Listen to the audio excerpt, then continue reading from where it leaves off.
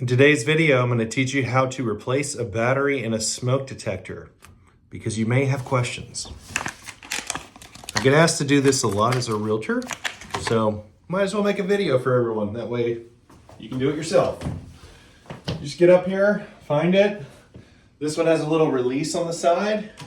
You just pop that open, take that battery, pop it out.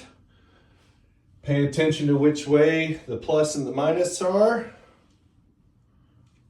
Take the new one,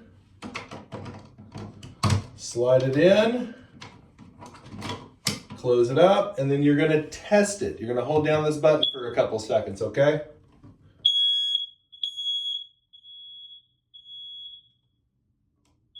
Want to make sure we set off all the alarms. And that's it.